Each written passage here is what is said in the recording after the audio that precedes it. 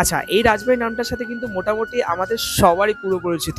তাই আজকের গল্পটা কিন্তু কলকাতার রাজবাড়িকে নিয়ে। আর তাই সেদিনকে আমরা চলে গেছিলাম কলকাতার রাজবাড়িটাকে হাতিবাগানে। হ্যাঁ, ঠিকই শুনছো, কলকাতার রাজবাড়ি এই আউটলেটটা আছে কিন্তু কলকাতা হাতিবাগান। আর এই আউটলেটে ঢোকা মাত্র সবার আগে যেটা মন কাড়ে এনাদের এখানকার ডেকোরেশন গুলো।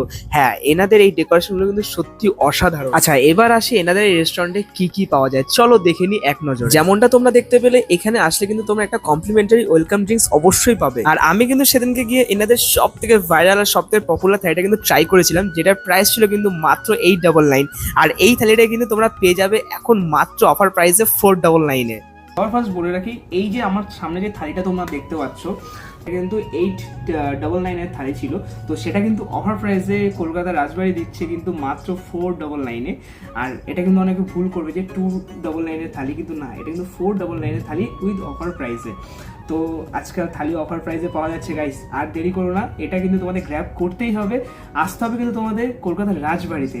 আর আসার সাথে সাথে কিন্তু যেরকমটা আমরা কমপ্লিমেন্টারি এটা পেয়ে গেছি, এটা তো দেখে তো তোমরা বুঝতেই পারছো, এটা কিন্তু আছে ওয়েলকাম ড্রিঙ্কস, তো যেটা রাজবাড়ি প্রোভাইড করে থাকে। যাই হোক, এখানে কিন্তু অনেক রকম আইটেম রয়েছে, আমি বলে দিই কি কি রয়েছে। 1 2 3 4 5 6 7 8 9 রকমের শুধু বাটিতেই রয়েছে আইটেম। আর থালাতে রয়েছে কিন্তু বাসন্তী পোলাও আর সাদা ভাত, পাঁপড়, আলু ভাজা রয়েছে।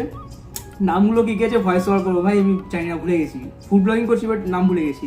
তো আমি একটু পরে নিয়ে তবে আমি তোমাদেরকে ডিটেলসে বলে দেবো। আর আমি কিন্তু সবার প্রথমে নিয়ে নিয়েছিলাম এরকম বাসমতি রাইসের সাদা ভাত, আর সাথে কিন্তু এরকম গরম গরম কষা মটন।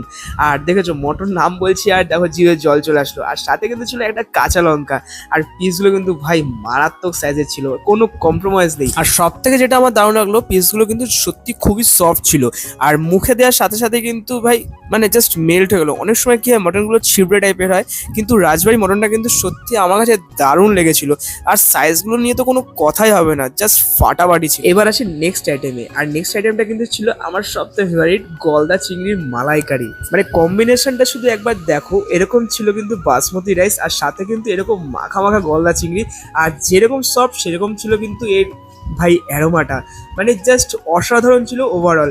আর খেতেও কিন্তু মারাত্মক লেগেছিল আমার, আর জাস্ট ফাটাফাটি ছিল। আর এরপরে আইটেম কিন্তু ছিল ভেটকি তেল ঝাল, মানে দেখতেই কিন্তু মারাত্মক লাগছে, বেশ মশলাদার। আর এইরকম বড় সাইজের একটা ভেটকি মাছের পিস পুরো দিয়ে দিয়েছে আমাকে। মাছের ভিতরটা কিন্তু ছিল বেশ তেলে ভরপুর, আর সেরকম ছিল মশলাদার। ভাই ওভারঅল কিন্তু জাস্ট ফাটাফাটি ছিল। আর আমি যদি রেটিং নিয়ে কথা বলি তাহলে কিন্তু বলবো আমি 10-এ 10 দেবো, কারণ ভাই কোনো জায়গাতে ফাঁক পাচ্ছি না এখানে আমি জাজমেন্ট করা। ভাই অসাধারণ কিন্তু ছিল সেদিনকে এই মেনু। সত্যি বলতে কিন্তু সেদিনকে ছিল প্রায় 9 রকমের আইটেম, আর 9 রকম আইটেম কিন্তু ভাই শেষ করা মুখের কথা।